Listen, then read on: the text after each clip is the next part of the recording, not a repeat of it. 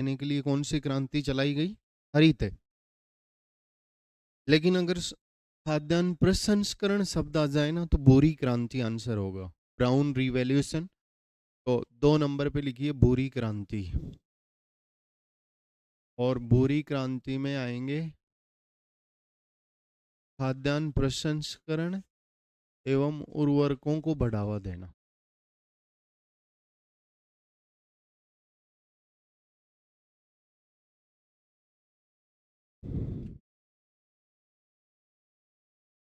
बोरी क्रांति कितने नंबर पे? 2 नंबर पे बोरी क्रांति।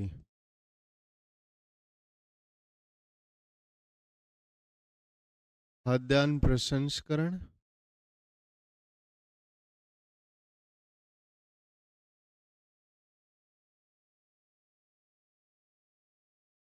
एवं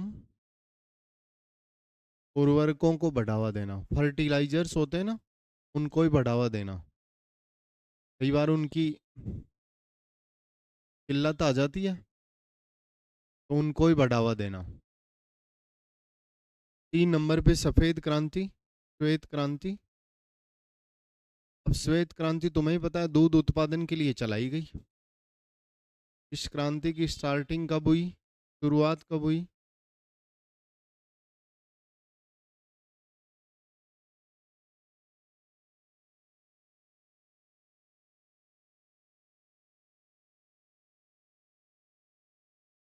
शुरुआत 1970 में गुजरात में अमूल डेयरी से शुरू हुई ये क्रांति। अमूल डेयरी का पुराना नाम ऐसा बताते हैं कि आनंद डेयरी। गुजरात में अमूल डेयरी से शुरू हुई है। अभी ये क्रांति डेयरियों से शुरू हो रही है तो तुम्हें ही पता है कि मिल्क प्रोडक्शन को बढ़ावा देगी। राजस्थान में शुरुआत पद्मा डेयरी अजमेर। राजस्थान में इस क्रांति की शुरुआत कहां से हुई? पद्मा डेयरी अजमेर।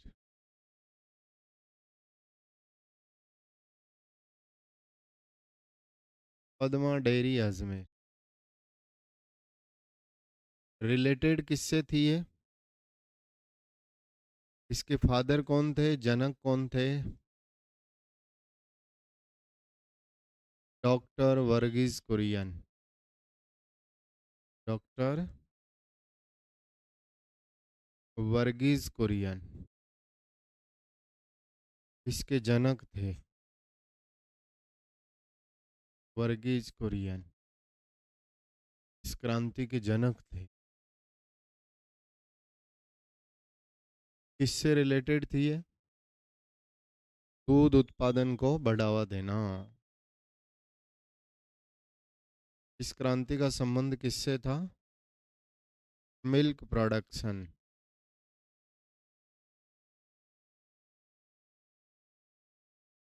दूध उत्पादन।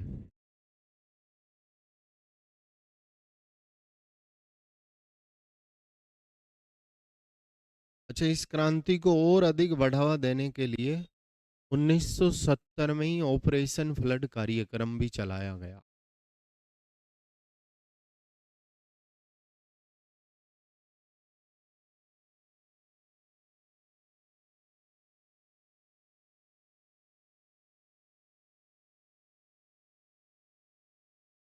सेकंड ग्रेड में भी पूछा था।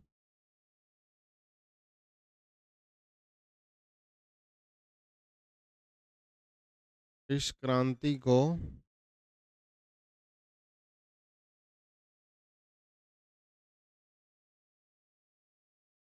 और अधिक बढ़ावा देने के लिए और अधिक बढ़ावा देने के लिए क्या चलाया गया? Operation flood programme. Operation flood कार्यक्रम। बता दोगे ऑपरेशन फ्लड कार्यक्रम का संबंध किससे था? ऑपरेशन फ्लड कार्यक्रम की शुरुआत ऑपरेशन फ्लड कार्यक्रम की शुरुआत की गई 1970 में ही की गई। शुरुआत 1970 में की गई। ऑपरेशन फ्लड कार्यक्रम की शुरुआत 1970 में ही की गई।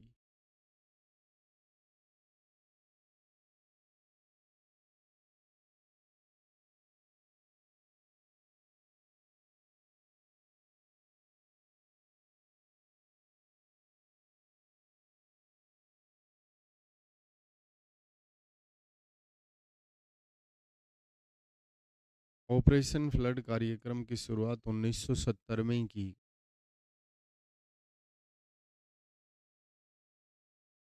अब अपने को कोई कह सकता है कि एग प्रोडक्शन को बढ़ावा देने के लिए कौन सी क्रांति लाई गई? तो सिल्वर या रजत, है ना? चांदी जैसा रंग होता है एग का। एग प्रोडक्शन के लिए कौन सी क्रांति लाई गई? सिल्वर या रजत? सिल्वर या रजत, क्योंकि रजत का मतलब चांदी होता है। एग प्रोडक्शन,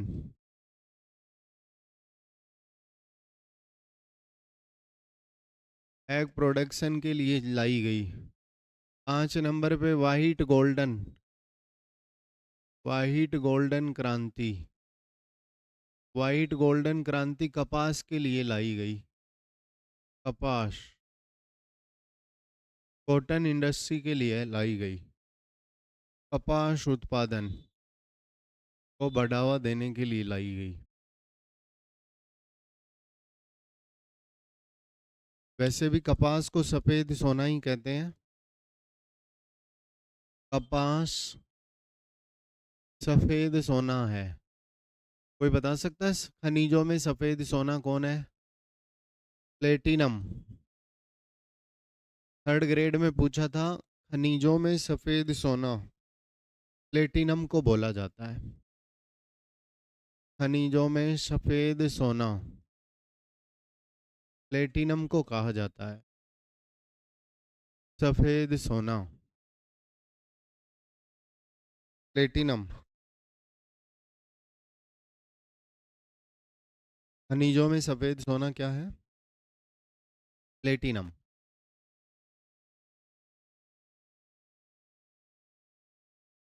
छह नंबर पे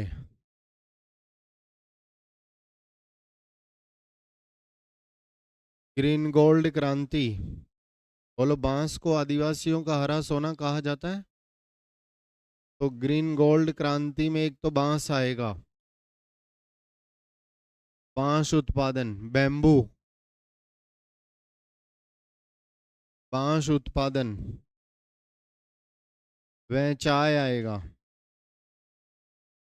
बांस व चाय उत्पादन। टी। बोलिए, अकेला गोल्डन रंग सुंदर होता है, देखने में मीठा होता है। गोल्डन या सुनहरी क्रांति।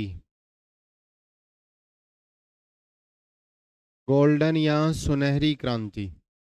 गोल्डन रंग मीठा होता है। गोल्डन रंग मीठा होता है ना, देखने में मीठा होता है, हैं? शहद, शहद खाने में मीठा होता है। फल खाने में मीठा होता है। शहद, फल, फूल दिखने में मीठा होता है। कितना प्यारा फूल है। और बागवानी, ये क्वेश्चन पूछा था कि हॉर्टिकल्चर के लिए कौन सी क्रांति लाई गई? बागवानी का कार्य इनकम में मीठा है। बागवानी में इनकी खेती होती है, सब्जियों की, इनकी। 4 चीजों के लिए गोल्डन क्रांति लाई गई। एफसीआई में पूछा बागवानी के लिए कौन सी क्रांति है? अब सारे रंग उठा लो, 1 बाई 1। लाल क्रांति में क्या आएंगे? रेड रिवॉल्यूशन में टमाटर व मांस, टमाटर व मांस दो चीजें आएंगी। पीली क्रांति में सारी तेल वाली फसलें आएंगी। येलो रिवॉल्यूशन में आएंगी तिलहन फसलें, तेल वाली फसलें जिनसे तेल निकलता है, जैसे मस्टर्ड है यानी कि सरसों, राई, राई से भी ऑयल निकलता है, तारामीरा, ग्राउंडनट, मूंगफली, गरीब का बादाम, तारामीरा, मूंगफली, यानी कि सारे तेलों का रंग है ना पीला होता है। अलसी, अरंडी जो भी है, गरीब का बादाम है मूंगफली, गरीब का बादाम बोला जाता है इसको। 10 नंबर पे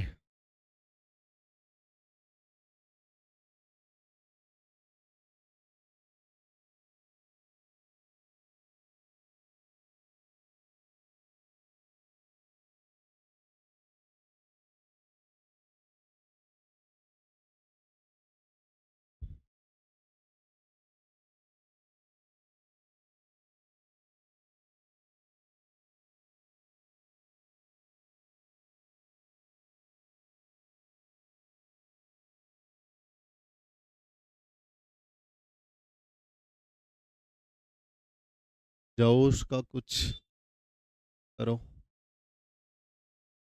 लगा के आओ उसके रहना कुछ।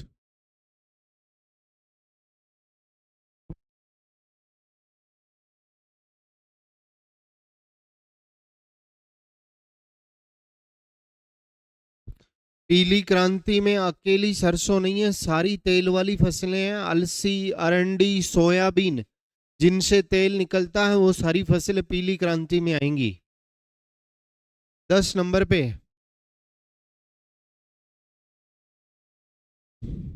स्पीड से लिखते रहो, तुरंत की तुरंत कलर उठाते जाओ। पीली के बाद में नीली क्रांति, ब्लू रिवॉल्यूशन में कौन सी क्या आएंगी? मछली उत्पादन, मछली प्रोडक्शन, मछली उत्पादन आएगा। 11 नंबर पे गुलाबी क्रांति में ऑनियन यानी कि प्याज और झींगा मछली आएगी। गुलाबी क्रांति में झींगा मछली व प्याज, व प्याज आएंगी। 12 नंबर पे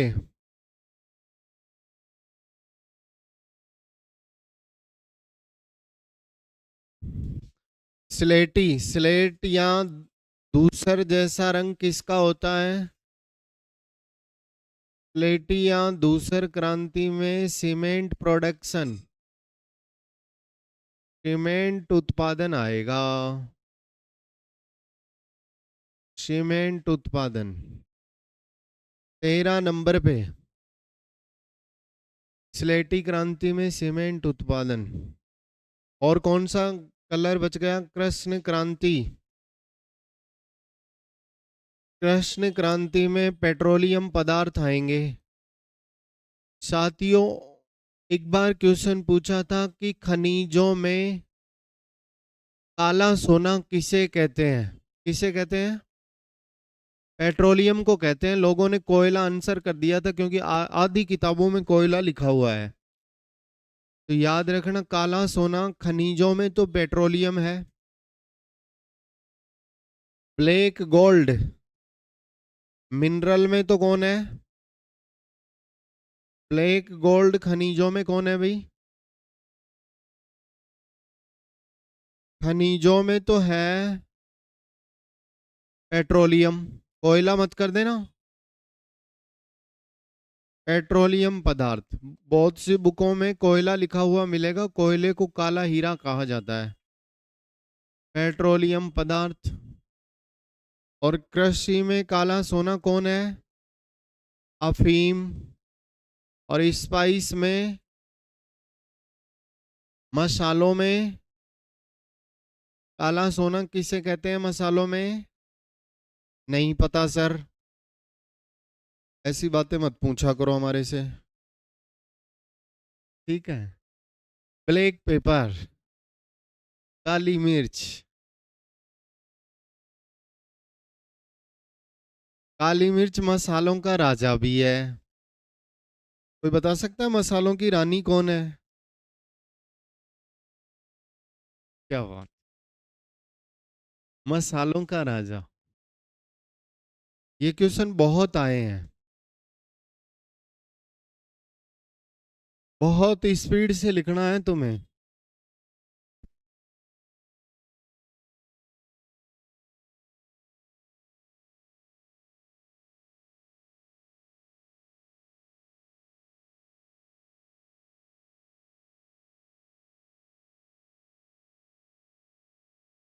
घर जाके याद करते रहना।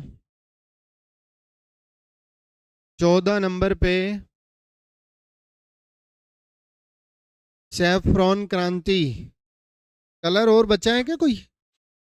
कलर बताओ, कोई और कलर है क्या?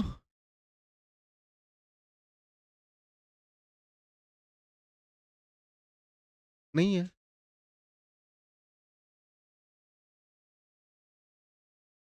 कलर तो आए गए सारे।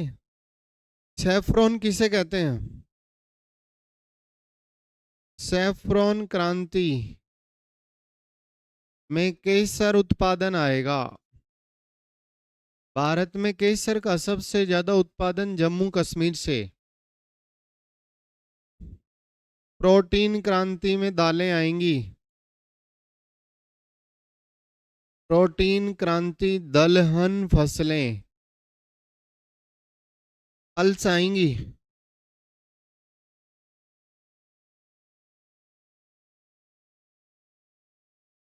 पल्स आएंगी प्रोटीन, क्योंकि दालें प्रोटीन का प्रचुर स्रोत होती हैं। बोलो, नदियां जुड़ जाएंगी तो अमृत ही अमृत हो जाएगा ना? है, नदियां जुड़ जाएंगी तो अमृत ही अमृत हो जाएगा। नदियों को जोड़ने हेतु कौन सी क्रांति लाई गई? अमृत क्रांति।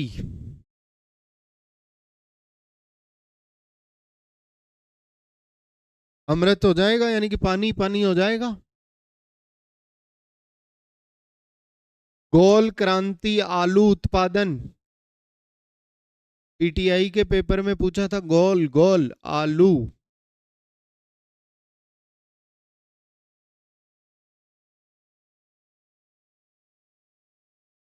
मसालों की रानी कौन है? इलायची। और राजा कौन है? काली मिर्च। इलायची को इंग्लिश में क्या कहते हैं? कार्डमम। कार्डमम या इलायची, यह भी जाने। कार्डमम मसालों का क्या है ये? मसालों की रानी है, the queen of spice, cardamom, है ना? 16 नंबर पे,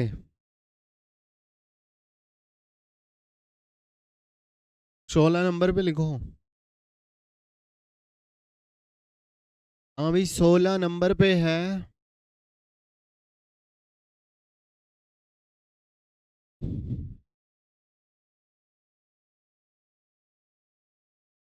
सोलह नंबर पे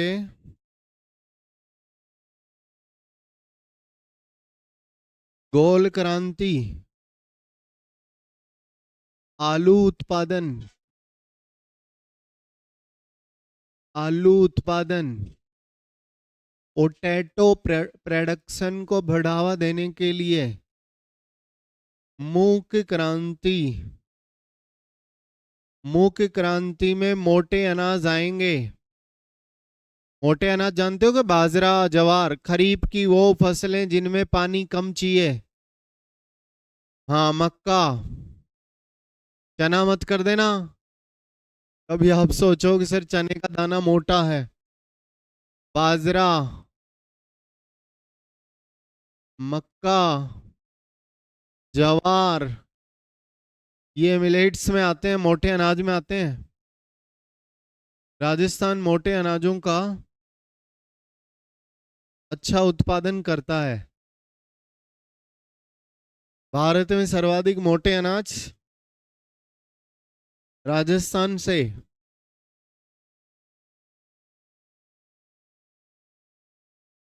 भारत में प्रथम स्थान कौन है मोटे अनाजों में? बोलिए, प्रथम स्थान कौन है? राजस्थान है। और अनाजों में केवल यूपी है पहले स्थान पे। अनाज में तो जैसे गेहूं जो सब कुछ आ गया, मोटे अनाज में खरीफ की फसलें आएंगी।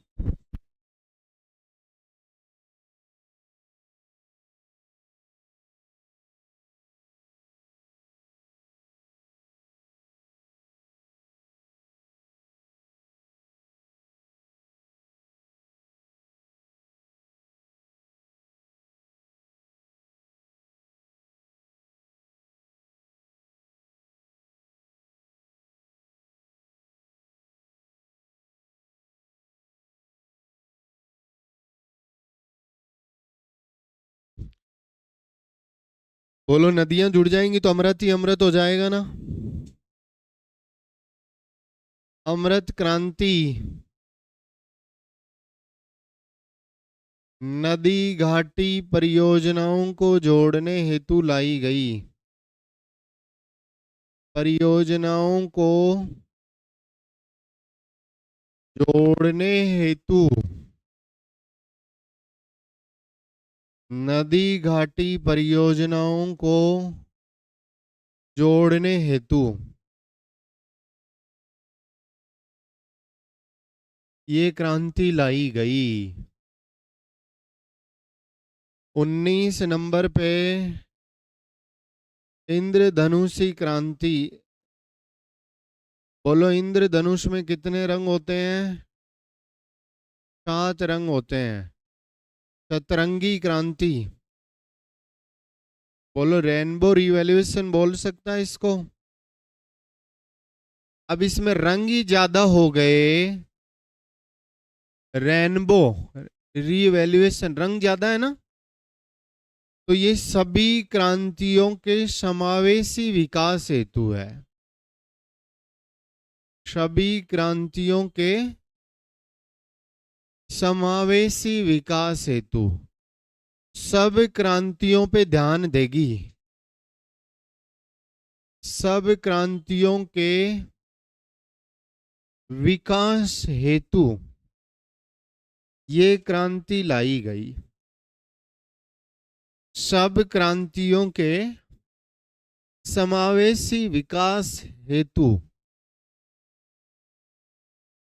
इस क्रांति की शुरुआत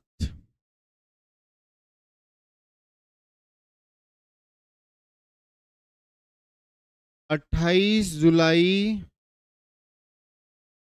2000 को जारी 28 जुलाई 2000 को जारी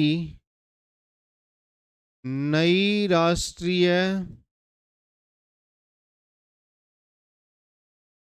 कृषि नीति नई राष्ट्रीय कृषि नीति के तहत हुई। नई राष्ट्रीय कृषि नीति के तहत हुई।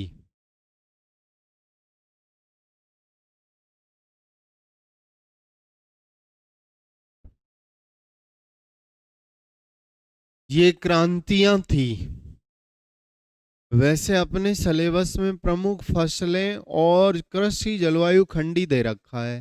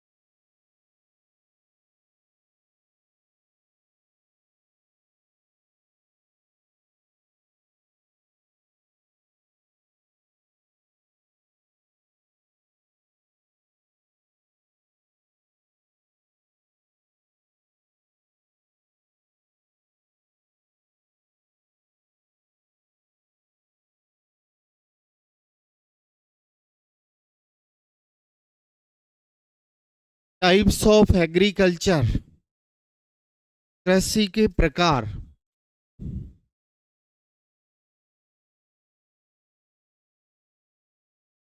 कृषि के प्रकार।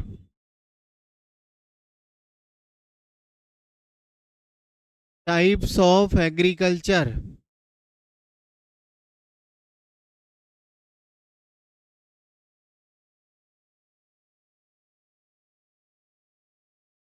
Types of agriculture. आपने सुना होगा मिश्रित कृषि, मिक्स्ड फार्मिंग। सुना है क्या मिश्रित कृषि? क्या होता है? कृषि कार्यों के साथ साथ मिक्स्ड फार्मिंग में क्या होता है? कृषि कार्यों के साथ साथ पशुपालन करना। एग्रीकल्चर वर्क्स के साथ साथ एनिमल हस्बेंड्री के कार्य करना। कृषि कार्यों के साथ साथ पशुपालन करना। और ऐसा करते हैं गांवों में, हैं? देखा होगा आपने, फसलों में तो अनाज उगाते हैं खाने के लिए, और इनमें क्या करते हैं पशुपालन में? दुधारू पशु, उन दुधारू पशुओं का दूध बेचते हैं और लाभ कमाते हैं। कृषि कार्यों के साथ साथ पशुपालन करना क्या कहलाता है? ए में दे दिया मिश्रित खेती और बे में दे दिया मिश्रित कृषि। ये खेती क्या होता है? एक साथ एक भूमि पर एक से अधिक फसलें उगाना। एक से अधिक फसलें उगाना। जैसे कई व्यक्तियों के पास खेत ही एक है, तो गेहूं के साथ जो उगा देते हैं, गेहूं के साथ जो या चारे के लिए मस्टर्ड उगा देते हैं, जो या सरसों उगाना। बोलो कोई आपत्ति है? नहीं है। खेती और कृषि में अंतर है, थोड़ा सा माइनर डिफरेंस है इनमें। दोनों ऑप्शन में आ गए कि कृषि कार्यों के साथ साथ एनिमल हस्बेंड्री का वर्क करना क्या कहलाता है, और फिर मिश्रित कृषि आंसर मान लिया। आपने सुना होगा गेहूं जो चना के मिश्रण को बेजड़ कहते हैं? कहते हैं ना? कई लोग बेजड़ की रोटी खाना ही पसंद करते हैं। गेहूं प्लस जौ प्लस चना के मिश्रण को, चना के मिश्रण को बेजड़ कहते हैं। कई व्यक्ति खेत में गेहूं के साथ जौ उगा देते हैं, फिर एक साथ निकलवा के एक साथ ही उनका खाना बनाते हैं। पौष्टिक होता है। बहुत से लोग तो बेजड़ की रोटी खाना ही पसंद करते हैं।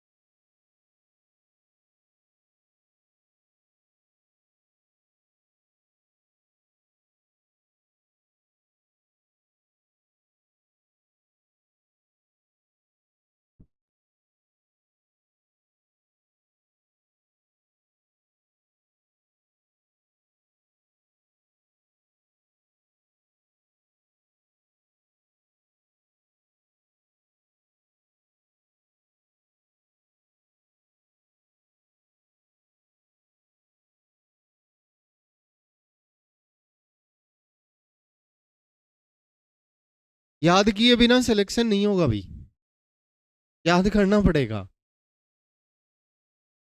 जल्द ही आने वाली है तुम्हारी वैकेंसी, नोटिफिकेशन आउट होने वाला है, ठीक है। चलिए, दिवाली से पहले भी आ सकती है। साइंस के 600 के समथिंग पद आने के बता रहे हैं वो। हाँ चलिए, हाँ भाई, दूसरी है शिफ्टिंग फार्मिंग, स्थानांतरित कृषि।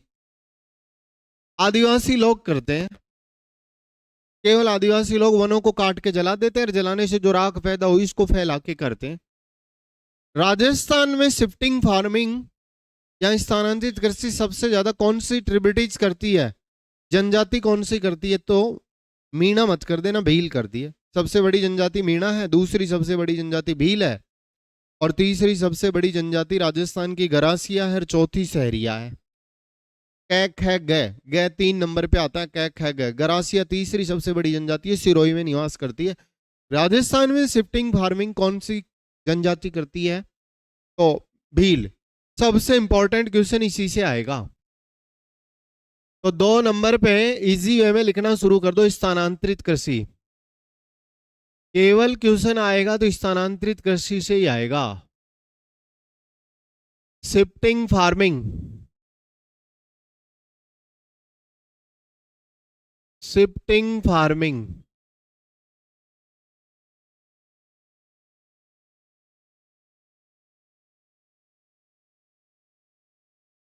स्थानांतरित कृषि। आदिवासी लोग करते हैं इस खेती को, आदिवासी लोगों द्वारा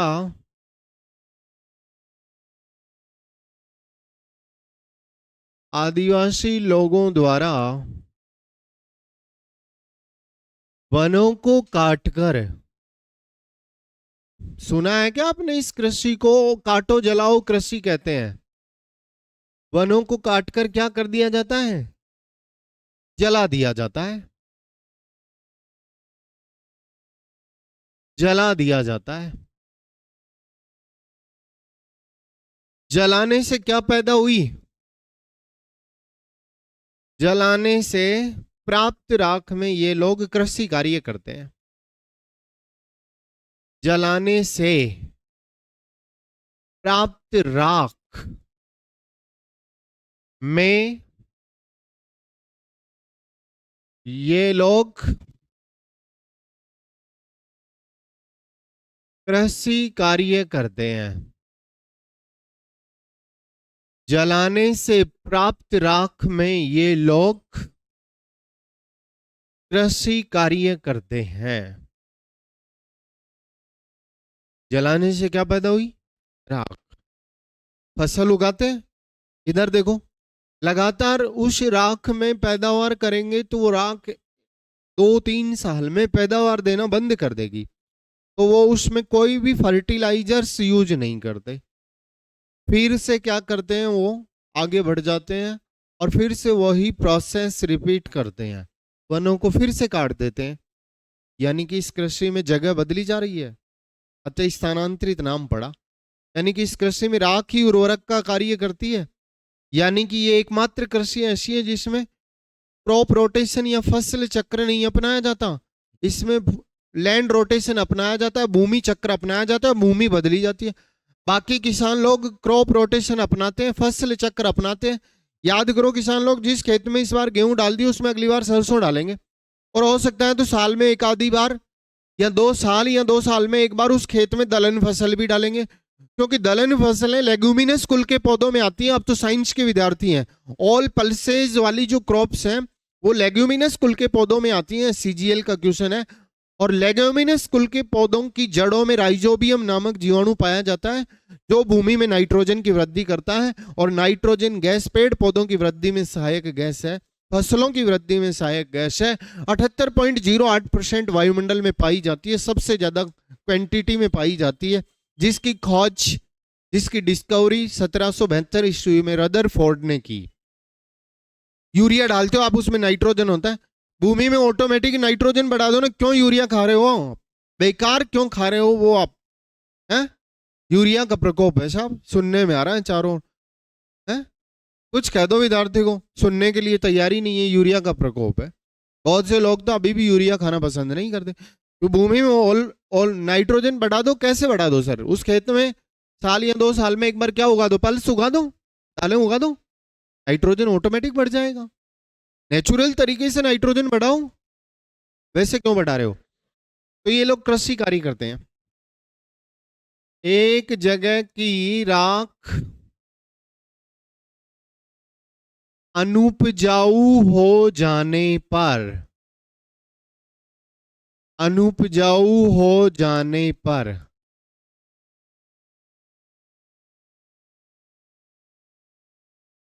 दूसरी जगह जाकर, दूसरी जगह जाकर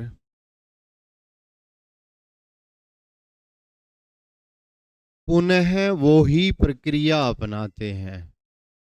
कौन सी प्रक्रिया? फिर से वनों को काट देते हैं। अतः इस कृषि में स्थान बदला गया। इस कृषि में स्थान बदले जाने के कारण, जगह बदली जाने के कारण, स्थान बदले जाने के कारण स्थानांतरित नाम पड़ा।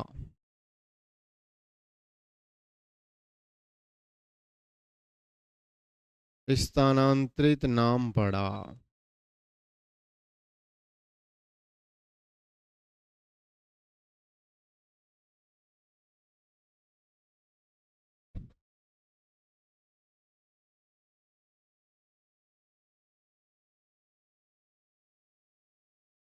स्थानांतरित नाम पड़ा।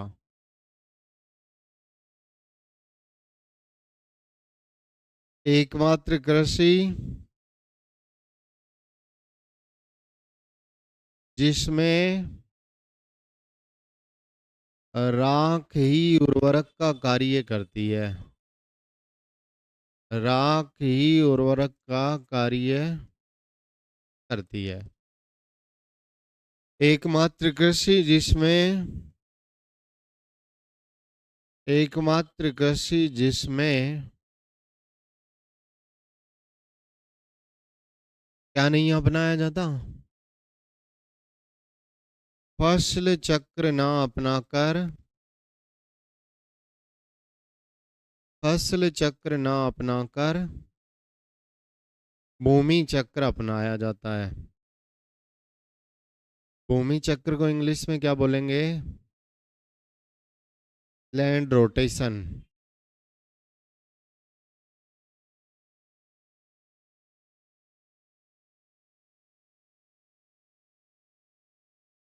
अपनाया जाता है।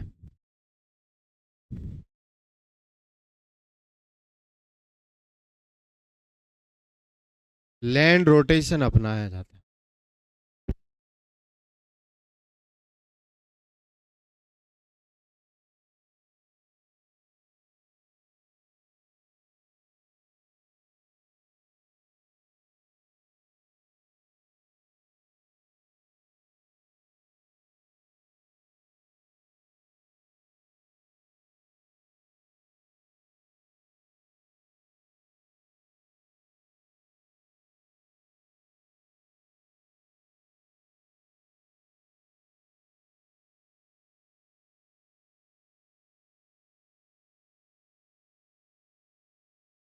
चक्र अपनाया जाता है। हम्म। उपनाम क्या है इस कृषि के? अदर नेम क्या है? इसके अदर नेम है काटो जलाओ कृषि।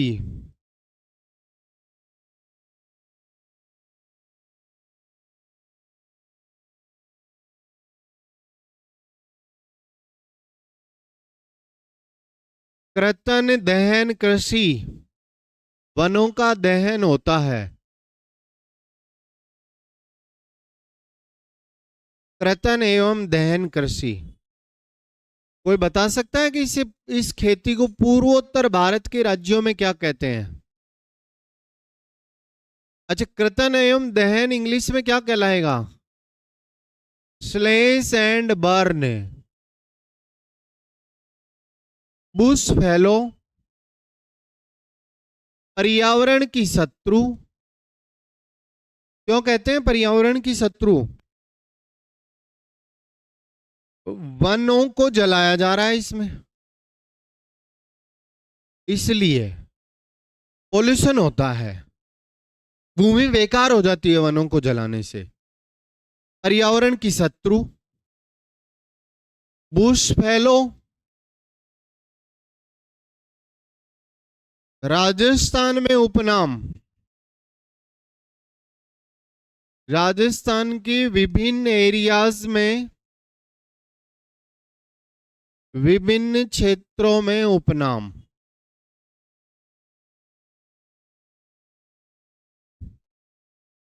राजस्थान के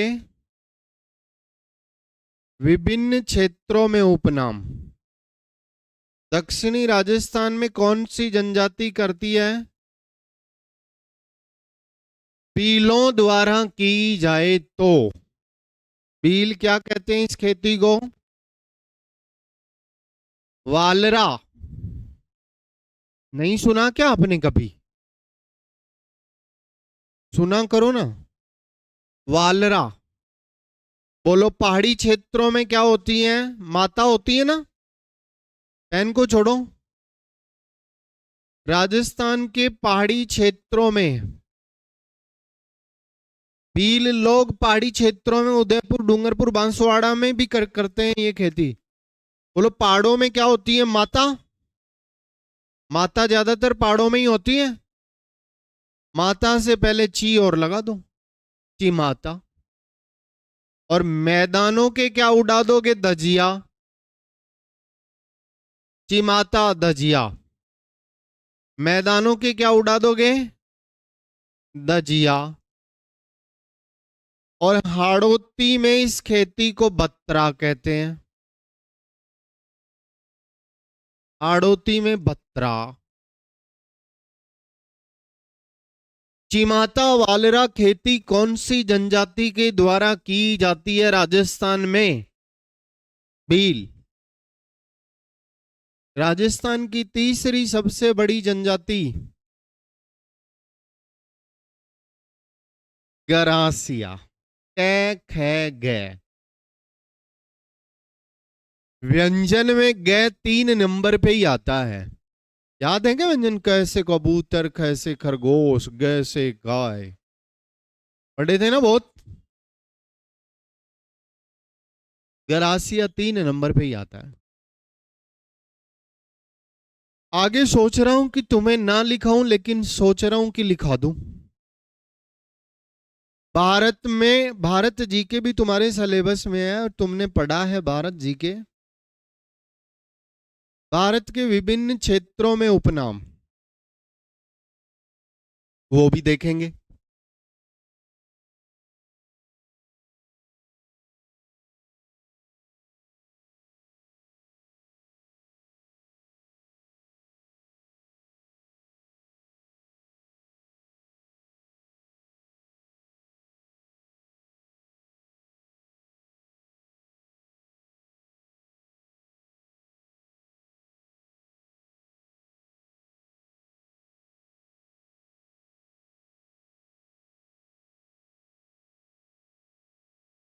तो उस पेपर में कोई दिक्कत आए तो क्वेश्चन को छोड़ो।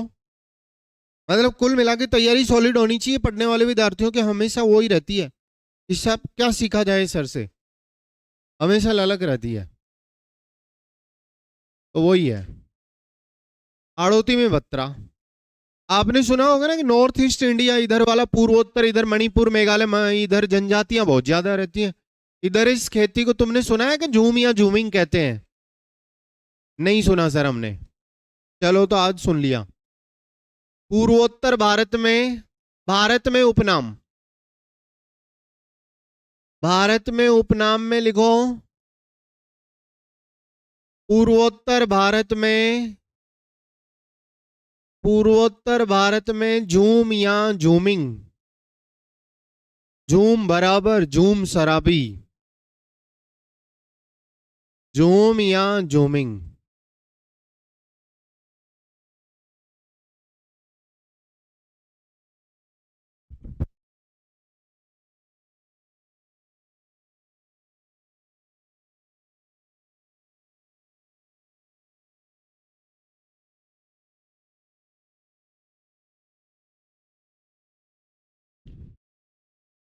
पूर्वोत्तर भारत में झूमिंग,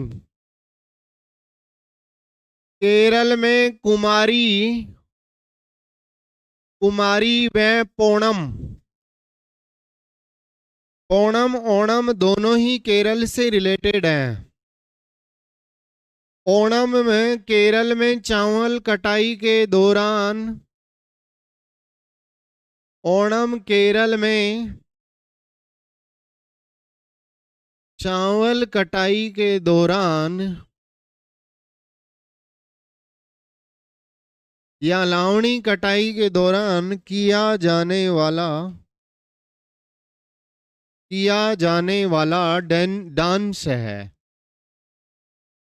ओणम पोणम दोनों ही केरल में है। पोणम एमपी में बेवर कहा जाता है, क्योंकि जनजातियां तो पूरे भारत में ही रहती है ना। बेवर और दहिया। आंध्र प्रदेश में पेडा व डीपी कहा जाता है। पेडा व डीपी।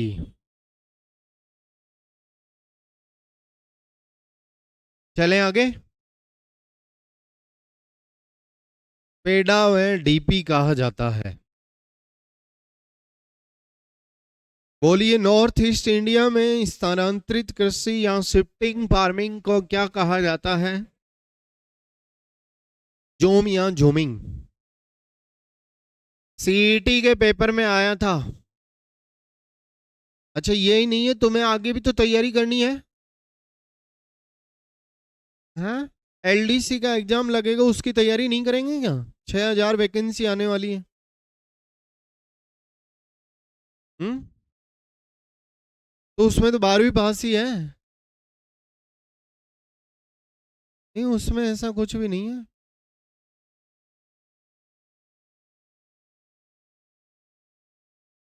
और इसमें 11th स्टैंडर्ड में हो गई एज, तो वही है। करो प्रिपरेशन आप तो, एज तो हो जाएगी अपने आप ही। अपनी तैयारी जिस दिन पूरी हो जाएगी उस दिन एज हो जाएगी।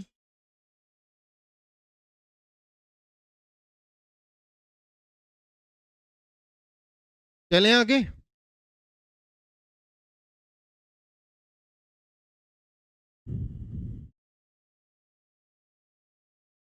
स्थानांतरित से ज्यादा क्वेश्चन आता है।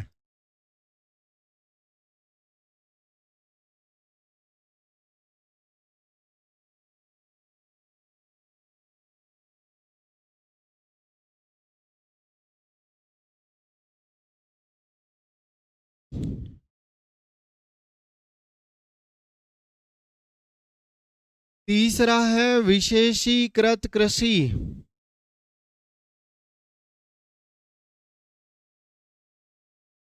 स्पेशलाइज कृषि।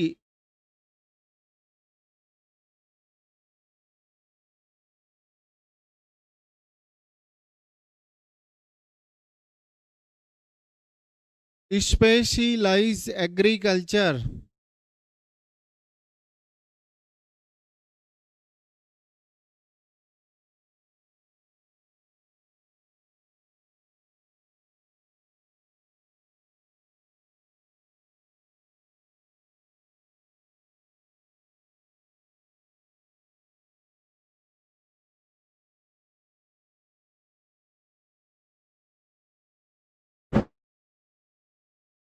अभी विशेषीकृत कृषि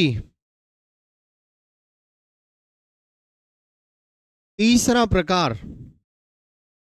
विशेष कार्यों हेतु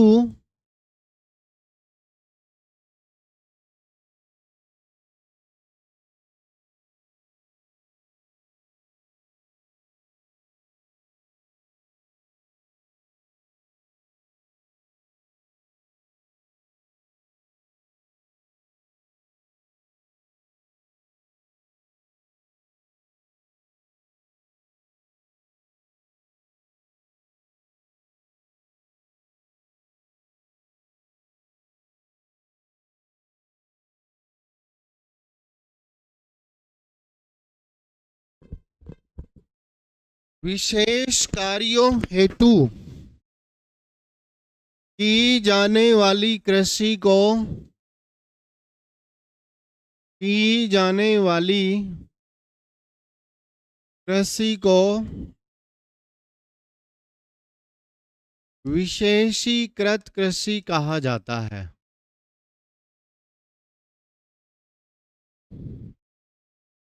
विशेषीकृत कृषि कहा जाता है। जैसे स्पेशल कार्य होते हैं, बोलो जैसे में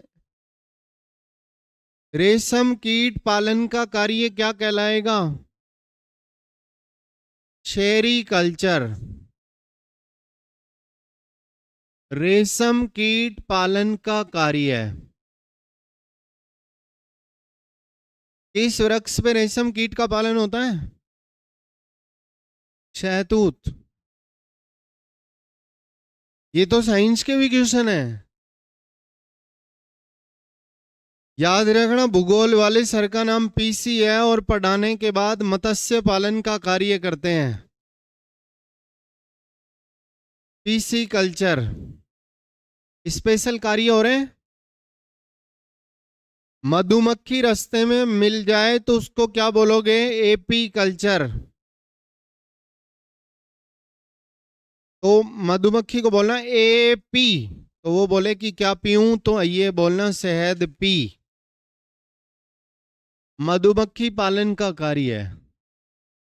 ओलिव कल्चर। ओलिव कल्चर में क्या आएगा? ओलेवी कल्चर भी कह सकता है इसको। ओलेवी, ओलेवी कल्चर भी बोल सकता है। जैतून आएगा। ओलेरी एंड ओलेवी दोनों में अंतर है। ओलेरी, केलेरी, ओलेरी, केलेरी, ओलेरी, केलेरी सब्जी उत्पादन, सब्जी लेरी, है ना। मार्केट में मत बोलना ये ओलेरी, ओलेरी और ओलेवी दोनों में अंतर है।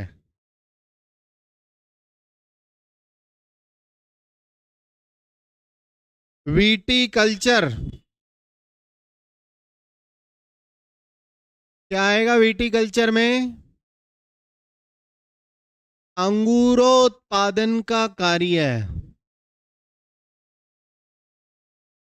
बड़े स्तर पे। फ्लोरिकल्चर, फ्लावर, फूल उत्पादन। पोमो कल्चर में क्या आएगा? फल उत्पादन।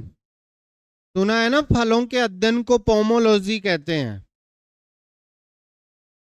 फल उत्पादन, ये तो तुम्हारे साइंस में भी तो है।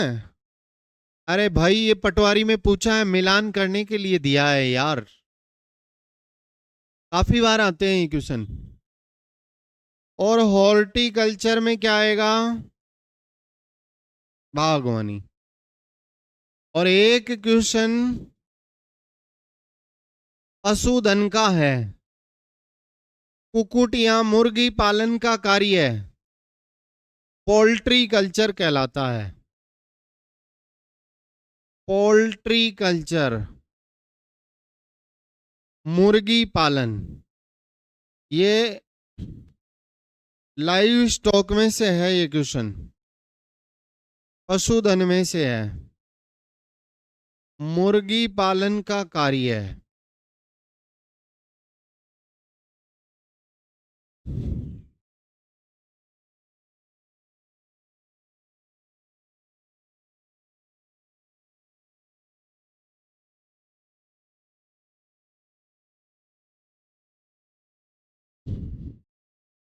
कैश क्रॉप, नकदी फसलें, चौथा प्रकार। क्लियर हो गए? करेंगे आप इसको सॉल्व, एग्जाम हॉल में आ जाएगा तो। ओलेरी, केलेरी, सब्जी लेरी।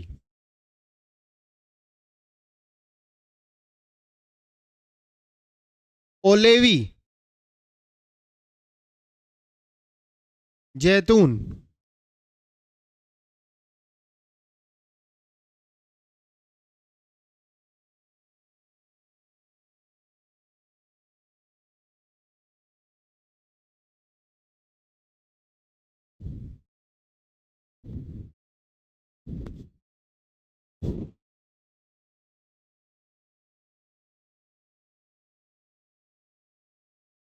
ऐसी फसलें जो उद्योगों को रॉ मटेरियल अवेलेबल करवाती हैं।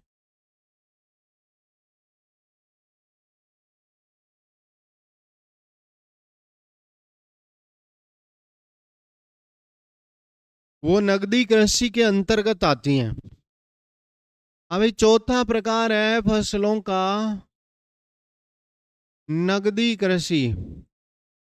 व्यापारिक फसलें भी शामिल व्यापारिक फसलें भी बोल सकता है। कैश क्रॉप, ऐसी फसलें जो उद्योगों को, ऐसी फसलें जो इंडस्ट्री को, जो उद्योगों को कच्चा माल, कच्चा माल का मतलब रॉ मटेरियल उपलब्ध करवाती है, उपलब्ध करवाती है, रॉ मटेरियल उपलब्ध करवाती हैं, नगदी कृषि के अंतर्गत आती है। उदाहरण बोलते जाओ। अब कईयों के मन में आया होगा कि सर बियर उद्योग में जौ का उपयोग होता है, तो क्या जौ नगदी फसल है क्या? नहीं है, जौ खाद्यान्न फसल है। पहले ऐसे तो फिर बिस्किट और ब्रेड रोटी उद्योग में गेहूं का भी उपयोग होता है, लेकिन वो खाने के काम में आता है पहले। नगदी फसलों के उदाहरण दो। कपास नगदी फसल है, कॉटन। जूट भी, जूट और पटसन बोरे थैले उद्योग में काम में आते हैं। जूट को क्या कहते हैं? गोल्डन फाइबर, सुनहरा रेशा कहते हैं। जेल प्रेरी का क्वेश्चन है, सुनहरा रेशा, गोल्डन फाइबर। तंबाकू और नगद अफीम भी नगदी फसल है। गन्ना भी नगदी फसल है। गन्ना के अलावा और चीनी किससे बनती है? चुकंदर से। गवार भी नगदी फसल है। गवार गम बनाया जाता है गवार से है? वो जवार है,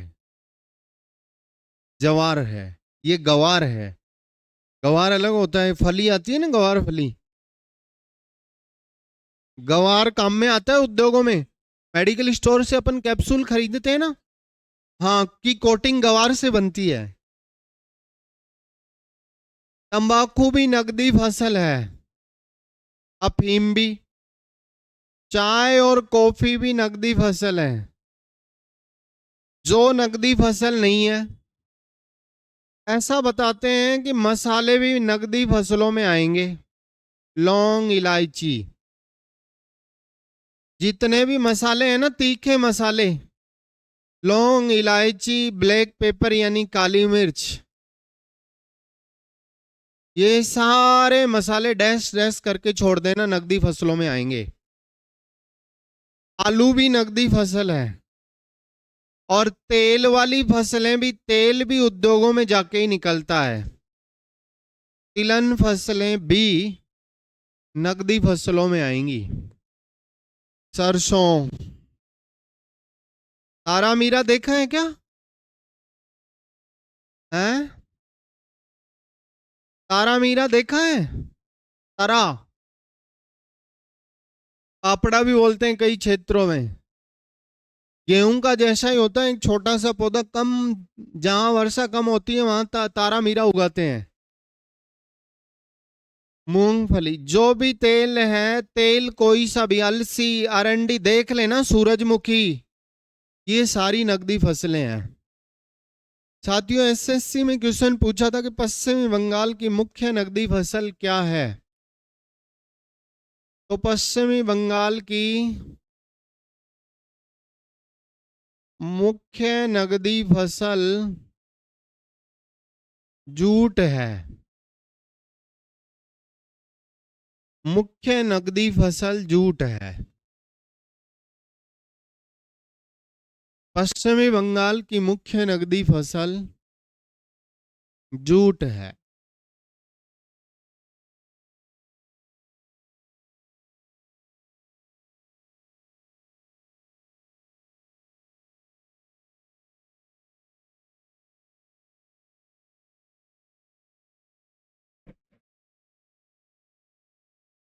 पश्चिमी बंगाल की मुख्य नकदी फसल क्या है? जूट। जूट को क्या कहते हैं? Golden fibre. जूट और पटसन का उपयोग किस में होता है? बोरे थैले उद्योग में। बोरियां आती है ना, बोरियां, उनमें होता है जूट और पटसन का उपयोग। वो बोलता ही रहेगा क्या? बंद कर दो उसको, जाओ गेट को।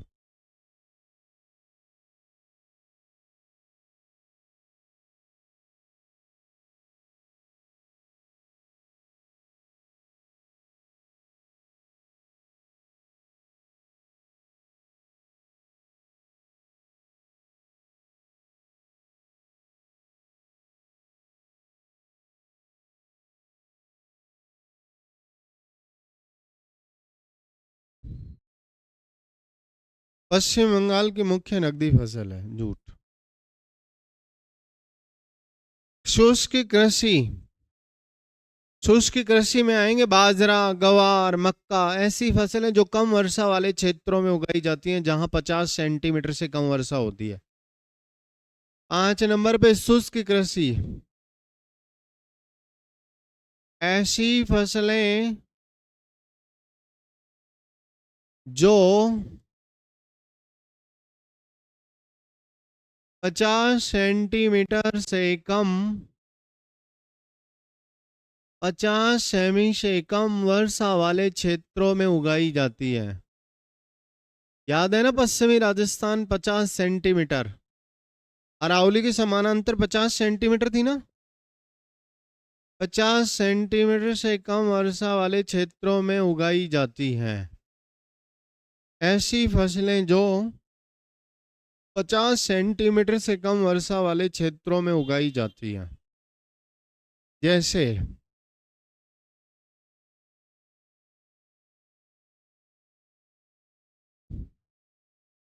जैसे बाजरा, गवार, मक्का, जवार, यानी कि मोटे अनाज ही आएंगे। ये कृषि के प्रकार हो गए।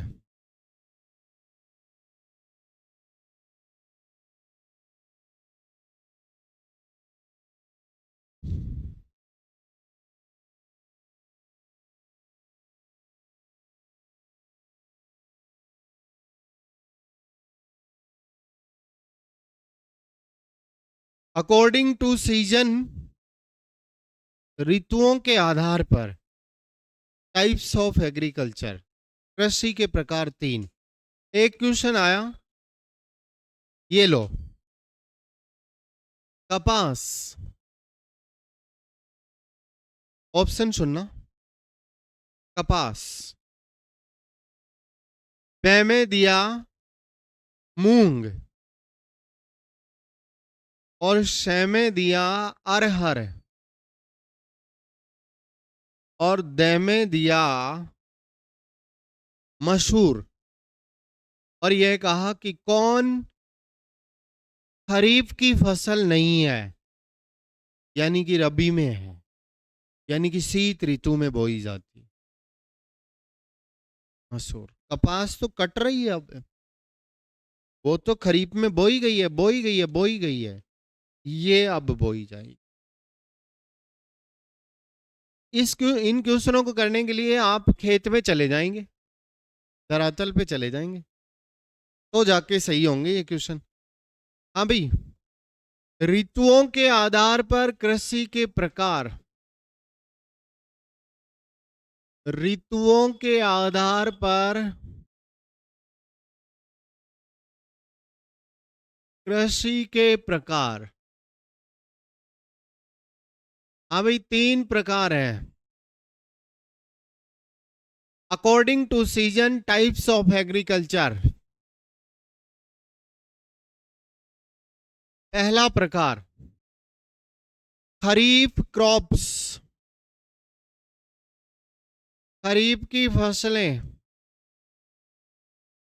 बोलो, बुआई समय जूजू। बुआई समय क्या है इनका? मानसून जून में ही तो आता है, जून जुलाई में, उस दौरान उगा दी जाती है।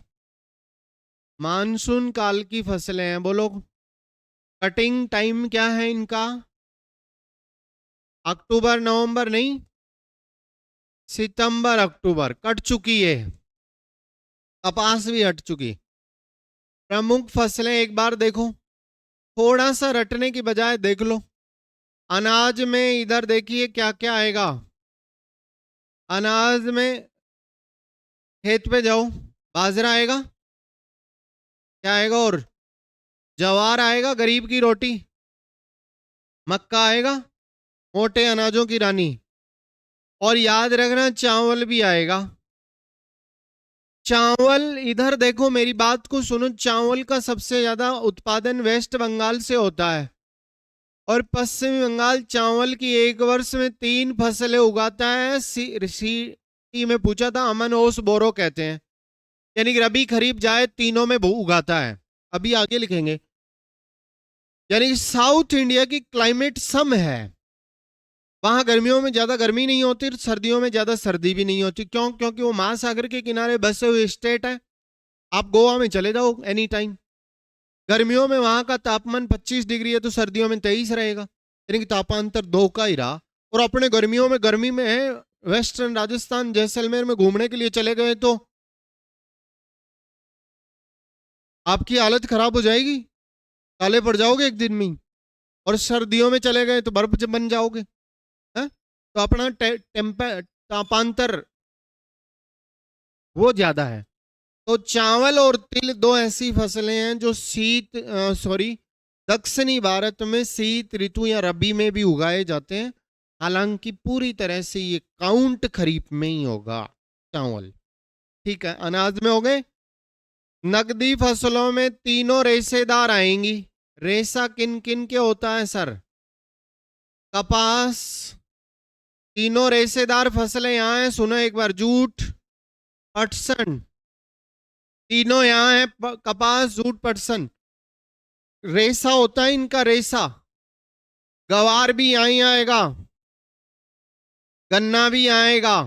हाँ, मसाले कोई भी हो, इधर देख लो, मसाले स्पाइस रबी में आएंगे। इधर देख लो, रबी में आएंगे ज्यादातर मसाले। ऐसा बताते हैं कि एक मसाला यहाँ है, हल्दी। हल्दी, बाकी सारे मसाले आप ले लो। जीरा, गोड़ा जीरा यानी कि इसबगोल, सौंफ, धनिया, मेथी, ये सब उसी में आएंगे। मसाले शीत ऋतु में, है ना? दालें सारी की सारी वर्षा काल के दौरान बोई जाती है। 3 दालें रहने दो रबी में की। चना, मटर शीत ऋतु में आते हैं। सर्दियों में शादी में जाते हैं तो मटर पनीर खाते हैं ना। अरे इधर तो देखो, चना, मटर और मसूर, ये 3 दालें शीत ऋतु की हैं। चना शीत ऋतु में आता है, मटर अभी है ही नहीं, शीत ऋतु में आएगा। मसूर, 3 दालें। बाकी सारी दालें यहाँ ही हैं, पल्स यहाँ ही हैं सारी। कौन कौन सी हैं? मूंग, उड़द, चावला, अरहर। अरहर को तुअर बोलते हैं। सोयाबीन, सोयाबीन, सारी दालें यहाँ हैं। 3 दालें रबी में हैं सब। नकदी फसलें उनमें तीनों रेशेदार यहाँ हैं। कपास वर्षा काल के दौरान उगाई जाती है, लेकिन कट अब रही है, कपास हटा अब रहे हैं। 10 एक दिन पहले मैंने देखा था कहीं हटा रहे थे, क्योंकि कपास के लिए यह आवश्यक है कि पकते समय तेज धूप होनी चाहिए, वरना रुई खराब हो जाएगी, और काली मिट्टी उपयोगी होनी चाहिए। ये दालें हो गई। दालों के अलावा तिलहन फसलें, ये सोयाबीन जो दिख रहा है ना आपको, ये दाल भी है और तिल भी है। सोयाबीन के अलावा मूंगफली आ रही है अभी कच्ची कच्ची कट के। और क्या है इस समय की? अरे भाई तिल भी तो है। और क्या है? अरंडी। आपने देखा होगा कई किताबों में अरंडी रबी में लिखा हुआ है, मेरी बात को सुन लेना। अरंडी का पौधा वर्षा काल के दौरान उगता हुआ दिखाई देगा आपको, जिसके पपीता के से पत्ते होते हैं। वो प्लांट है वो पौधा है। वो वर्ष पर्यंत ही चलता है, लेकिन उसका अगर उगना होता है तो खरीफ में ही होता है। अरंडी से भी ऑयल निकलता है। ठीक है। सर्वाधिक तेल की मात्रा अरंडी के बीजों में, सेकंड ग्रेड का क्वेश्चन है। 60%। सरसों में तेल 42%। सर्वाधिक तेल की मात्रा सरसों में 42%। लिख दो।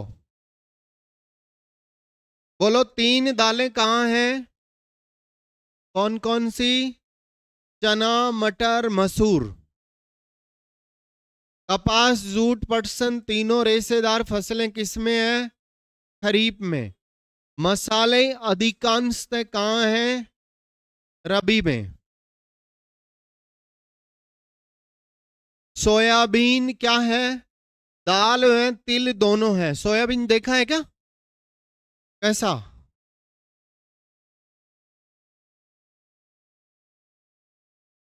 कौन सी की?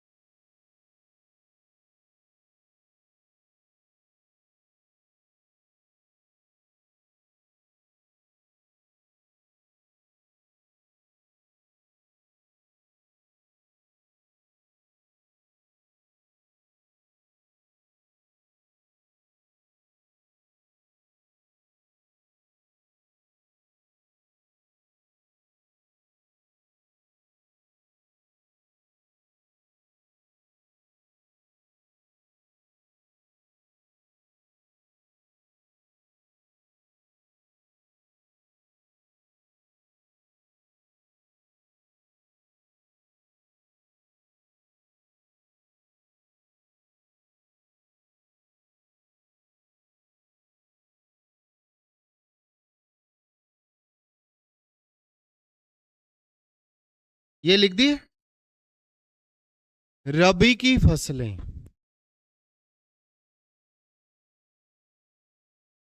हाँ भाई, आगे की हरी, सॉरी, 2 नंबर पे रबी क्रॉप दिवाली के आसपास बोई जाती हैं।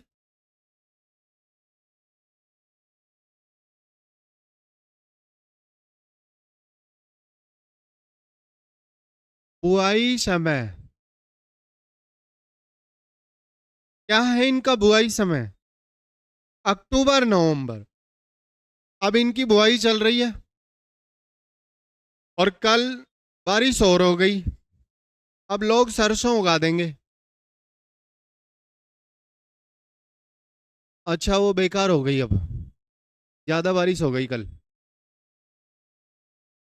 दिवाली के आसपास उगाई जाती है और कटाई समय मार्च अप्रैल, यानी कि होली आ जाती है जब काटते हैं। मार्च अप्रैल।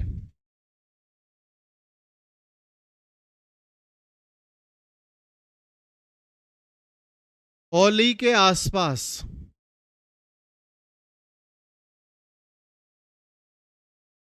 ठीक है। प्रमुख फसलें बोलो, गेहूं और जौ। प्रमुख फसलों में, अनाजों में तो गेहूं और जौ है। व्हीट एंड बेरली, गेहूं और जौ।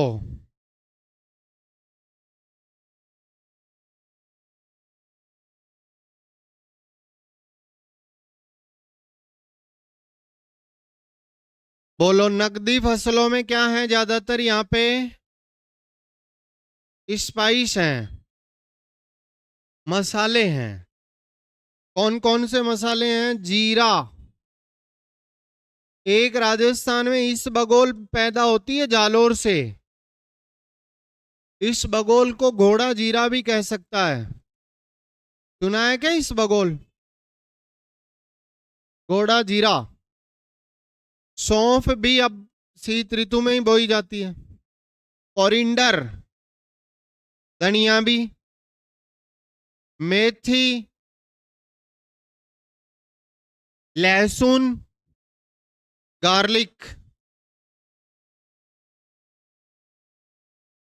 अदरक भी ज्यादा शीत ऋतु में ही आती है। Ginger, coriander.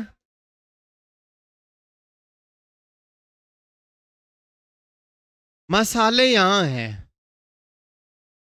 बोलिए। मसालों के बाद में दालें 3 हैं यहां पे। कौन कौन सी दालें हैं? चना, मटर, मसूर। और तिलन में कौन कौन सी हैं? मस्टर्ड। राई को भी मस्टर्ड ही बोलते हैं। तारा मीरा, तारा मीरा। अलसी,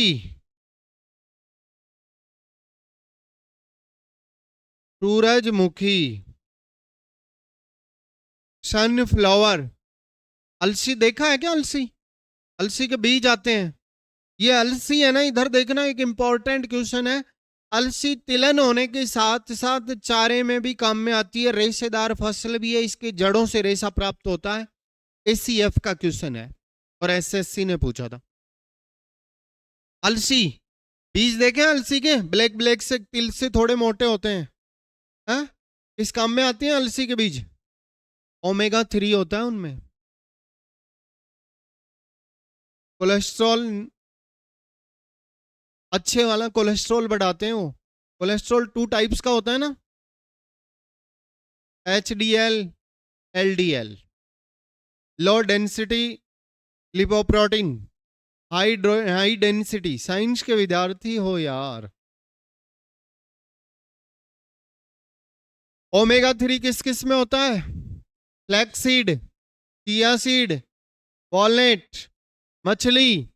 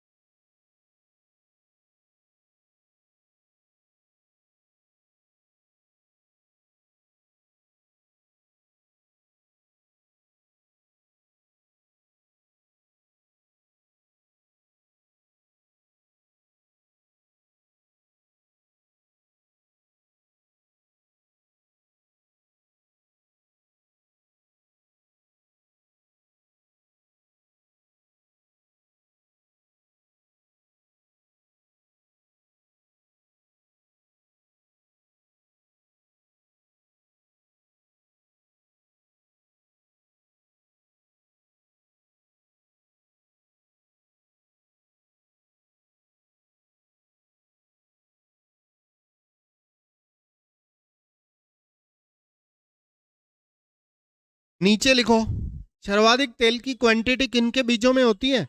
अरंडी। अरंडी के बीजों को तोड़ के ऐसे हाथों पे मलना, हाथ बिल्कुल चिकना हो जाएगा। 60% तक तेल की मात्रा होती है। सरसों के बीजों में 40 से 42%। सेकंड ग्रेड में आया था सर्वाधिक तेल की क्वांटिटी। 60% तक ऑयल निकलता है। चले? हाँ भाई, तिल व चावल दक्षिणी भारत में, तिल व चावल दक्षिणी भारत में, साउथ इंडिया में खरीफ के साथ साथ रबी में भी बोए जाते हैं। खरीफ के साथ साथ रबी में भी बोए जाते हैं। रबी में भी बोए जाते हैं। बोलिए। सोयाबीन दलहन व तिलहन दोनों है। सोयाबीन दलहन व दाल भी है और तेल भी है। सोयाबीन की दाल भी बनती है, वह तिलहन भी है। दलहन व तिलहन दोनों फसल है। बोलिए। फ्लैक्सीड, अलसी, तिलहन के साथ साथ तेल निकलता है अलसी से। इसके बीजों में ओमेगा 3 होता है। हैं? अलसी यूज में लेंगे ना आप खाने में तो सही रहेगा। हाँ, चिकनी चिकनी। एक चिया सीड और आता है, भिगो के।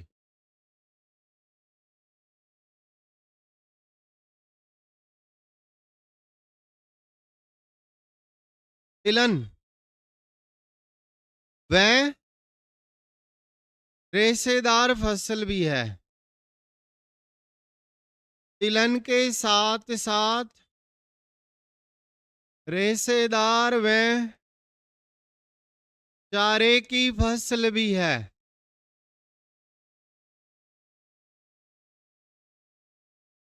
इसकी जड़ों से रेशा प्राप्त होता है। इसकी जड़ों से रेशा प्राप्त होता है। जड़ों से रेशा प्राप्त होता है।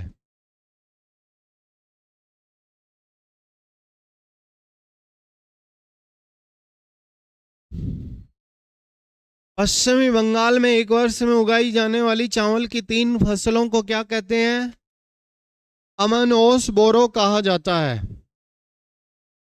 पश्चिमी बंगाल में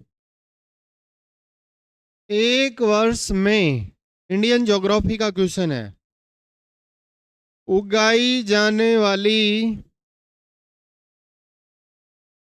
पश्चिमी बंगाल में एक वर्ष में उगाई जाने वाली 3 फसलों को, बैक टू बैक 3 उगाते हैं और अभी खरीफ जायद में 3 फसलों को अमन, ओश व बोरो कहा जाता है।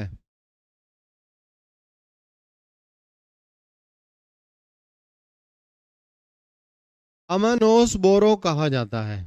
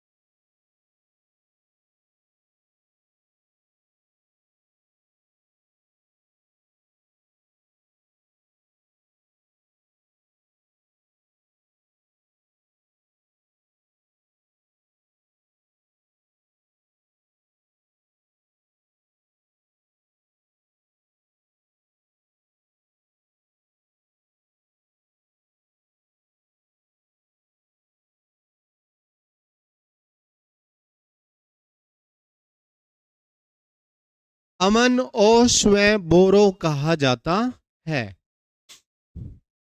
तीसरा प्रकार है जायद की फसलें। सुना है क्या जायद की फसलें? ककड़ी, तरबूज कम टाइम की फसलें हैं। जैसे ही रबी की फसलें हटाते हैं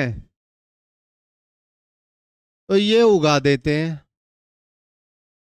बुआई समय मार्च अप्रैल में उनको हटा दिया जाता है और इनको तुरंत की तुरंत उगा देते हैं, तुरंत से भी पहले।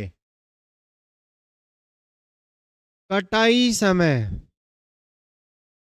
मार्च अप्रैल मई जून, चारों महीने लगातार है। प्रमुख फसलों में अलग अलग मत बगना, एक ही जगह लिख देना। ककड़ी, कुकुम्बर, खीरा,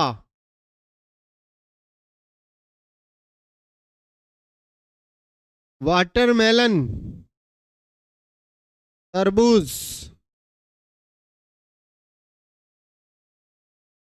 मस्क मेलन, खरबूजा,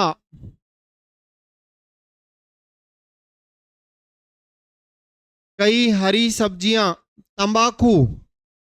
अभी तंबाकू जायद में ही लिखा हुआ है, कई किताबों में खरीफ लिखा है। विकल्प में तंबाकू के लिए जायद ना मिले तो खरीफ उत्तर करें। तंबाकू के लिए, टोबके को लिए कई हरी सब्जियां, कद्दू, लौकी, पालक इस समय आते हैं। बाकी तो आजकल ऑल सीजन में ही चलने लग गए हैं। होली हाउस में बिना सीजन की सब्जियां आने लग गई आजकल। कद्दू, लौकी, पालक ये पहले किसी निश्चित निश्चित सीजन में आते थे ये, है ना। अब आप भिंडी हमेशा ही आ रही है। पहले कैलीफ्लावर शीत ऋतु में ही आता था पहले। अब कैलीफ्लावर चलते हुए कई टाइम हो गया। उनमें क्या डाल देते हैं वो कीटनाशक, और पॉली हाउस में उगा उगा कर अपने को खिला रहे हैं, अपन खा रहे हैं। और अपन खा कर किसका शिकार हो रहे हैं? कैंसर और हार्ट अटैक के शिकार हो रहे हैं। अपन कीटनाशक खा रहे हैं, भयंकर दवाई वाली सब्जी खा रहे हैं। क्योंकि अपन मार्केट गए और मार्केट जाते ही अपने को फ्रेश दिखी गोभी या फ्रेश दिखा खीरा कि कितना कच्चा है वो, और अपन ने उसे परचेज कर लिया, खरीद लिया।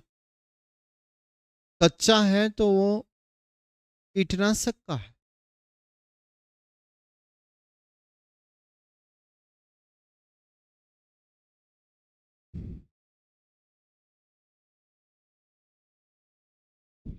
उनालू श्यालू सुना है क्या?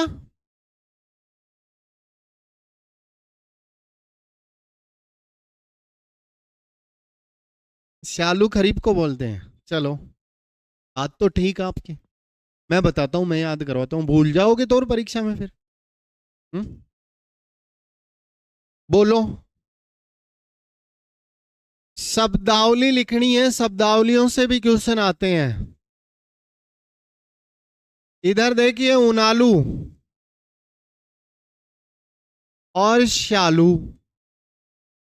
ध्यान दो, श्यालू को शावणु भी कह सकता है। और गेहूं जो चना के मिश्रण को बेजड़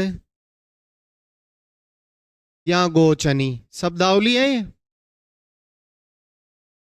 गेहूं जो चना के मिश्रण को,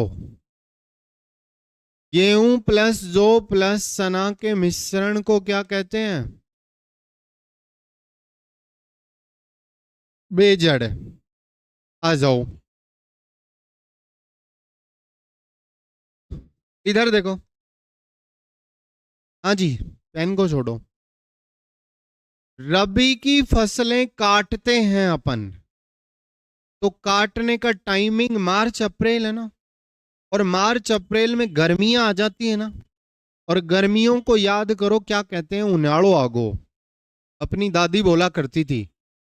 उसके हिंदी महीने चैत्र वैशाख ज्येष्ठ आषाढ़। तो रबी की फसलों को स्थानीय भाषा में क्या कहते हैं? उनालू उनाड़ो। फसलों को स्थानीय भाषा में कहते हैं। ठीक। रबी की फसलों को स्थानीय भाषा में क्या कहते हैं? उनालू। और बोलो, अब खरीफ की फसलें काटी गई है ना, काटी जा रही है ना, बोलो ना। हाँ तो फिर गूंगे हो क्या, बोलो फटाफट। अब थोड़ी थोड़ी ठंड आ गई ना, आज ठंड है ना। तो ठंड को क्या बोलते थे? स्याड़ो आगो। खरीफ की फसलों को स्थानीय भाषा में कहते हैं। चौथी शब्दावली, अमेरिकन कपास को नरमा कहते हैं। पिछली बार आया था लेब असिस्टेंट में। अमेरिकन कपास का रेशा लंबा होता है। लिख दो। शब्दावली भी बहुत आती है। अमेरिकन कपास को कहते हैं क्या? नरमा। लैब असिस्टेंट के पेपर में पूछा था। नरमा 5 नंबर पे। बणिया बिणिया, मारवाड़ी भाषा में, मारवाड़ी भाषा अलग होती है, मारवाड़ी भाषा अलग होती है। मारवाड़ी भाषा सुनी होगी ना। मारवाड़ी भाषा को राजस्थानी भाषा बोलते हैं। राजस्थानी को संविधान में दर्जा नहीं है, है? मारवाड़ी में समाचार आते हैं एफएम पे, तो आते हैं ना, दो गाड़ियों रो बच्ची हो गयो। मारवाड़ी भाषा अलग होती है हिंदी से, है ना। हिंदी में समाचार आते हैं तो हिंदी में न्यूज आती है तो ऐसे आती है, 2 गाड़ियों में टक्कर हो गई और इतने लोग मारे गए, घायलों को हॉस्पिटल पहुंचाया गया। और मारवाड़ी में समाचार आते हैं तो ऐसे आते हैं, 2 गाड़ियां रो बच्ची हो गयो। ऐसे ही आते हैं। तो मारवाड़ी भाषा में कपास को बणिया बिणिया कहते हैं। कपास को बणिया बिणिया कहते हैं। नीलगाय को डराने के लिए खेत में दादाजी का कुर्ता पहना के क्या कहते हैं उसको? कोई पुतला नहीं है, उसका नाम है, अलग अलग क्षेत्रों में अलग अलग नाम है, लेकिन उसको कई जगह तो उसको कावा बोलते हैं, कई जगह कुछ बोलते हैं। उसका सही नाम है बिजूका, ज्योग्राफी में, नीलगाय को डराने के लिए। अच्छा, जैसे ही मानसून के दौरान बारिश हुई, फिर लोग दूसरे दिन खेतों में पहुंच जाते हैं, खेत के झाड़ जखाड़ डंठल साफ करते हैं। उसे क्या कहते हैं? सूड़ या अलसिट्टो। सूड़। ये सारी शब्दावलियां परीक्षा में आई हुई है। अरे भाई, तुम्हारे नरमा आई है पिछली बार। अमेरिकन कपास का रेशा मोटा होता है जिसे नरमा कहते हैं।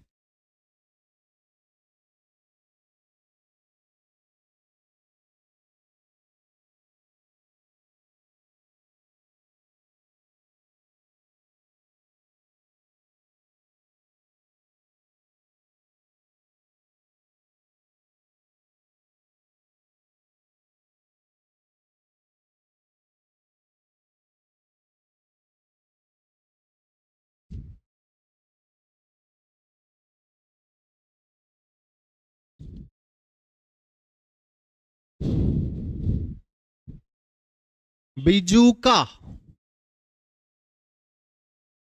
नीलगाय को डराने के लिए, नीलगाय को डराने के लिए खेत में बनाया गया मानव का पुतला।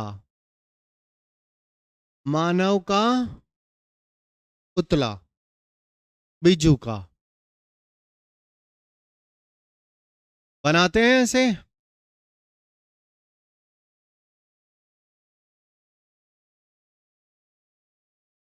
ये बिजू का है।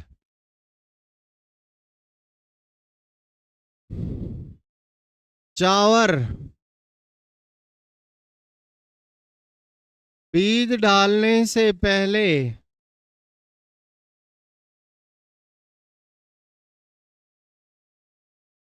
बीज डालने से पहले खेत को आटा फेर कर समतल करना।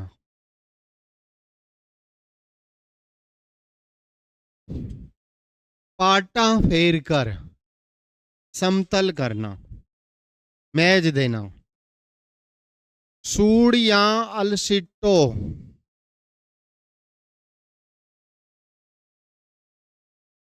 बोलो।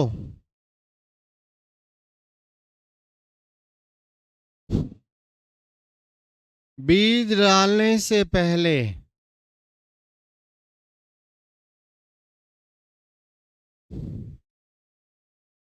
खेत व खेत की मेड़ पर, मेड़ जानते हो क्या? बाहर की डोल। में खेत की मेड़ पर, खेत में खेत की मेड़ के, क्या ऐसे ही लिखना, जाड़ जखाड़ व डंठल साफ करना। डंठल साफ करना। खेत व खेत की मेड़ के जाड़ जखाड़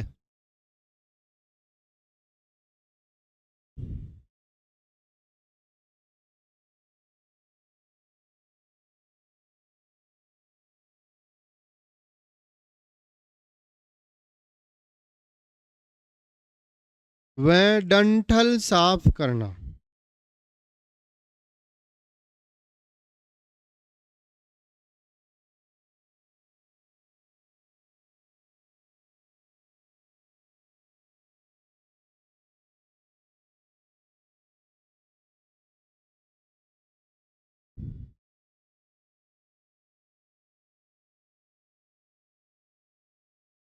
हाँ भाई, शब्दावली कंप्लीट हो गई।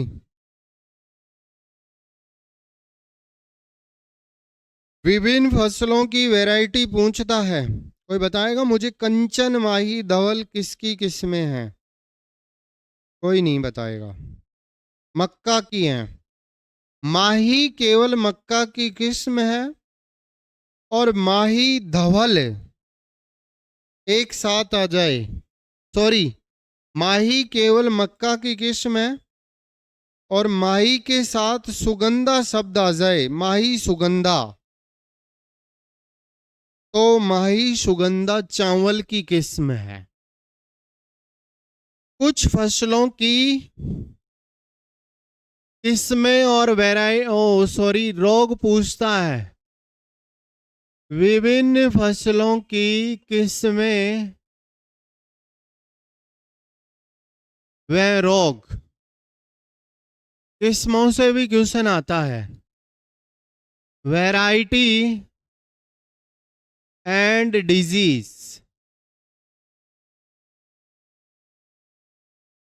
साथियों तंबाकू का तो रोग ही पूछता है हमेशा हमेशा।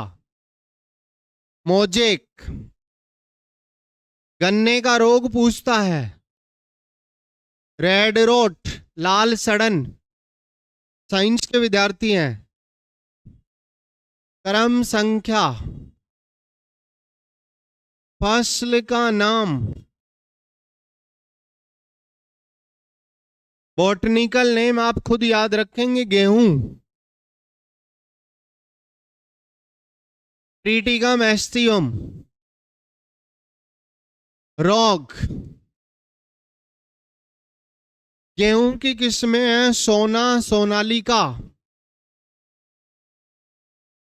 सोना, सोनालिका, JEN के पेपर में पूछा था सोनालिका, सोना, सोनालिका। पूरी किस्में याद नहीं हो तो स्टार लगी हुई तो जरूर याद करना। सोना, सोनालिका, गंगा, कल्याण, पूषा, नेपहाल, लाल बहादुर और मैक्सिकन गेहूं की किस्में हैं। रोग है टुंडू,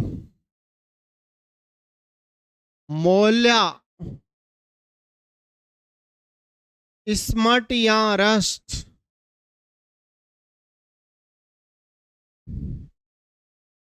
दो नंबर पे चावल, धान भी बोलते हैं। चावल की किस्मों में है परमल, बासमती, हाँ भाई और भी कई किस्में हैं लेकिन यही याद रखना है, बासमती, परमल। माही सुगंधा चावल की किस्म है लेकिन केवल माही मक्का की किस्म है। माही सुगंधा पूछा है। चंबल, कावेरी, रत्ना, पद्मा। चंबल, कावेरी, रत्ना, पद्मा।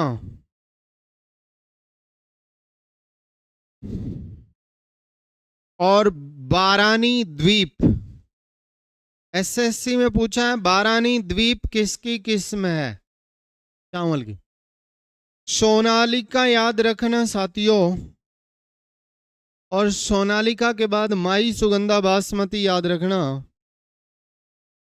रोग मत लिखना कुछ भी चावल के, कभी भी रोग नहीं पूछेगा चावल के।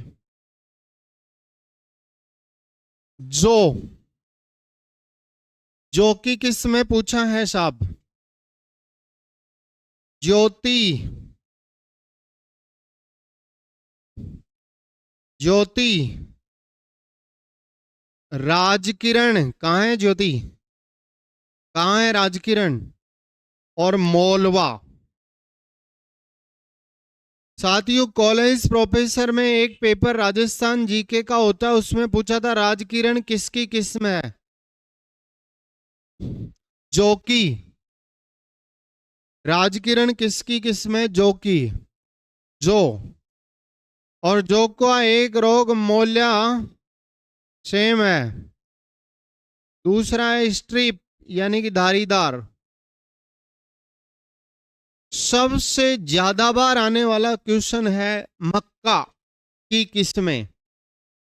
कंचन, माही, धवल।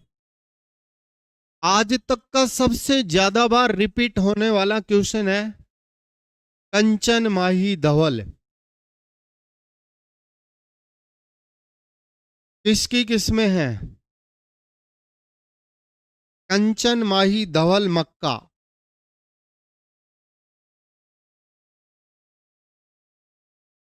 माही धवल किस्में बांसवाड़ा अनुसंधान संस्थान द्वारा विकसित हैं।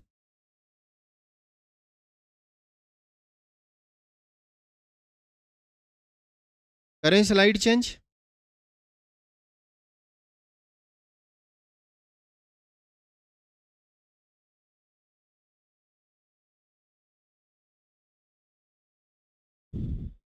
सोना, सोनालिका, गंगा, कल्याण, पूसा, नेपहाल किसकी किस्में हैं? Wheat, Triticum, aestivum.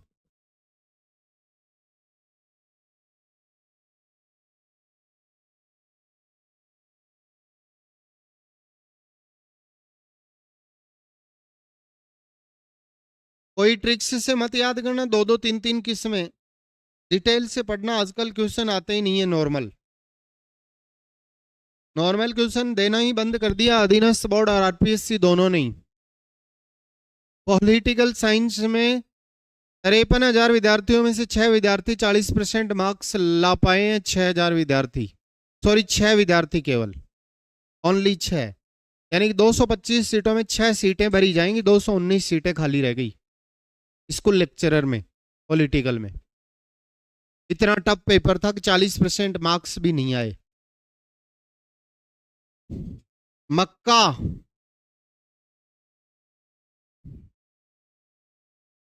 क्या है वानस्पतिक नाम मक्का का? जियामेज। कॉर्न। बोलिए, वानस्पतिक नाम जियामेज है।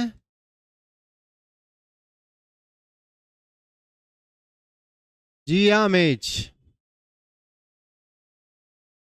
बोलिए, कंचन माही धवल।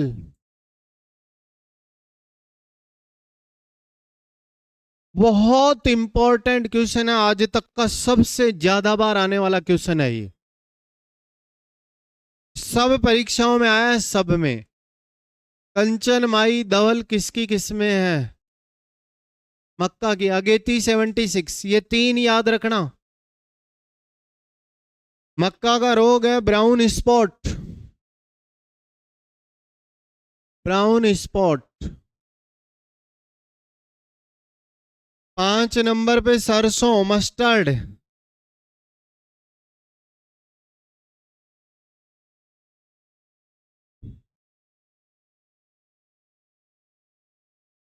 मस्टर्ड, सरसों, वरुणा और दुर्गामणि। सरसों में एक रोग लगता है धोड़ा, सफेद तना गलन बोलते हैं जिसे, सफेद तना गलन। सफेद तना गलन। 6 नंबर पे चना, येलो दाऊद। जिसका रोग नहीं लिखा है छोड़ देना। गन्ना की किस्में नहीं, छोड़ देना। रोग है गन्ने का रेड रोट। साइंस में पढ़ा होगा, लाल सड़न। रेड रोट रोग है। रेड रोट रोग किस वजह से लगता है? पायरिला कीट के कारण लगता है। पायरिला कीट के कारण लाल लाल धारी हो जाती है। कभी गन्ने का रस पियो तो देखना, कोई गन्ना लाल लाल धारी वाला हो तो मत पीना, रेड रोट रोग है उसका। तंबाकू, निकोटीना टुबेकम और निकोटीना रोस्टिका।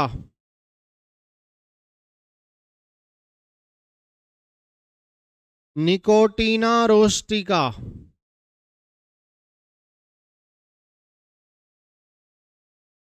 तंबाकू का रोग बहुत पूछा है, मोजेक। बहुत ज्यादा दिया है ये क्वेश्चन, मोजेक।